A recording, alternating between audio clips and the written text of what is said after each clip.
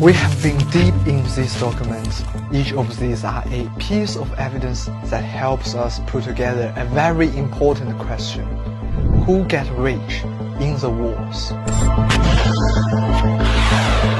You might never hear about these two names before the war, Stinger missile and Javelin anti-tank missiles. One Stinger missile costs around $120,000 US, and the Javelin costs around $180,000 US, including the launch system and missile. And Ukraine says it needs 500 Javelins and 500 Stingers per day. The makers of these missiles are US weapon manufacturers Raytheon and Lockheed Martin.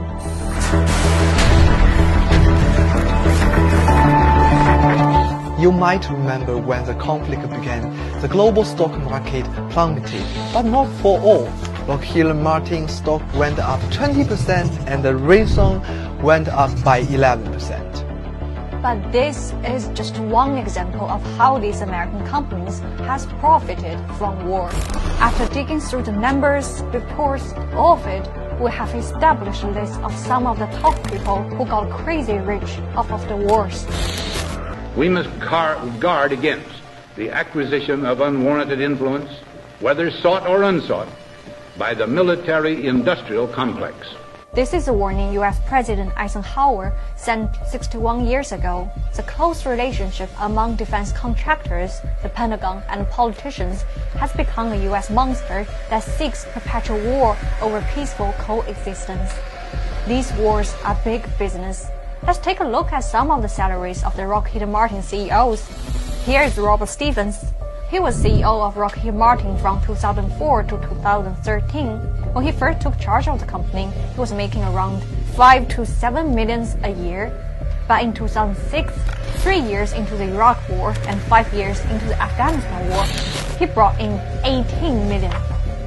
When he left his post in 2013, he was given 28 million golden handshake. Yes, it's 28 million. As the wars intensify, the wallets of those in charge of MIC companies explode. Stevens' successors were paid up to 34 million a year. And wars are pretty good for them.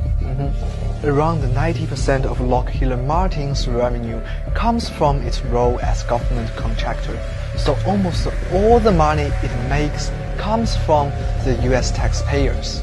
According to study and data by Brown University of the United States, the US has spent more than 14 trillion US dollar since the war in Afghanistan. Half of them goes to for-profit contractors. And within this money, there is a lot of corruptions and wastes. The contractors got super rich. And what about those who give them the contracts, aka money?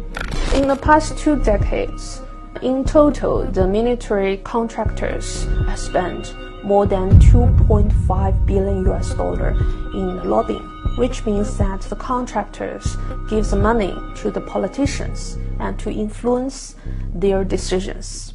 Last year, Raytheon donated about 15.4 million US dollar for the lobbying.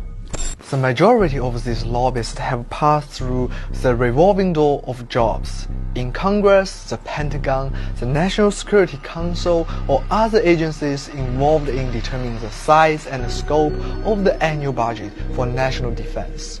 Former head of the Joint Chiefs of Staff, General Joseph Dunford, who was a major proponent of Lockheed Martin's troubled F-35, joined the company's board just 4 months after leaving his post in the military. The revolving door swings both ways. 4 of the past 5 U.S. Secretary of Defense have come from one of the top 5 arms contractors. Who else is getting rich from the war? U.S. congressmen. Members of U.S. Congress can buy stocks in defense companies like Lockheed Martin, and a lot of them have. Wow, at least 19 congresspersons or their spouses hold stock in these companies, and it's not partisan. We've got a name list. Republican Representative John Rutherford of Florida purchased between 1,000 and 15,000 worth of Raytheon stocks on February 24 this year. The day Russia started its operation in Ukraine, Republican majority Taylor Greene bought between 1,001 and 15,000 Lockheed Martin shares 2 days before the conflict, and she openly tweeted, "War is big business to our leaders." Well said, Mr. Representative. There are even easier ways. U.S. Senator Gary Peters, a Democrat of Michigan who sits on the Armed Services Committee, owns up to 15,000 worth in recent stock. The Armed Services Committee authorized the Pentagon's budget in March. The committee urged President Biden to include a 5% increase in defense spending for the fiscal year 2023.